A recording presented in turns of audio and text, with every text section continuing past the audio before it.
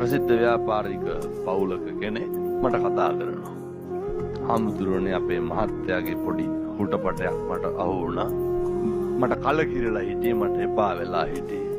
එහෙම මාසයක් විතර ඉන්නකොට හාමුදුරුවන්ගේ බණක් අහන්න ලැබුණා. තරපස් ගමනකට වැඩියෙන් ඇහුවා. හාමුදුරුවෝ කියනම හින්දා පහෝදා උදේ ඉඳන් නැගිටලා පටන් ගත්තලු. මොකද්ද? මම ඉතින් කියන තරම් ලේසි නෑ කරන්න.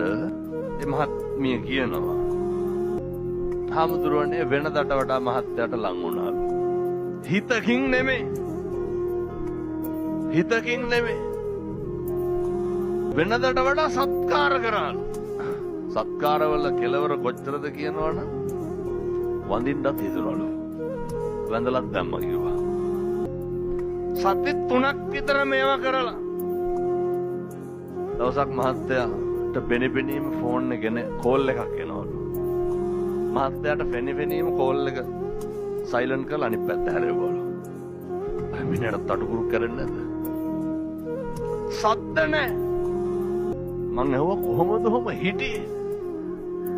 හාමුදුරුවනේ මිනිහගේ තියෙන පජාතකමට මම මොනා කරන්නද කියලා ඇහුවා.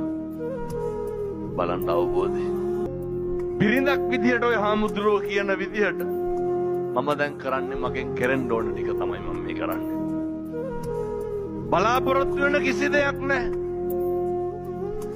හාමුදුරුවනේ වෙනදට වඩා මං හොඳට සත්කාර කරනවා.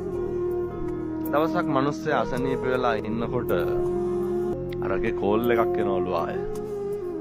ෆෝන් එක ආන්සර් කරාලු. ආන්සර් කරලා කිව්වලු මම මේ වයිෆ් කතා කරන්නේ මහත්තයාට ටිකක් අසනීපයි පස්සේ කෝල් එකක් ගන්න කියලා. කාටද කියලා දෙන්නේ? අර අනියම් භාර්යාවට.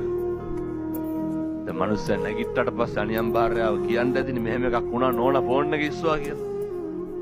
අර අක්කමට කතා කරලා කියනවා හාමුදුරුවනේ මිනිහට මැහිතෙල් බොන්න හිතලලු තියෙන්නේ.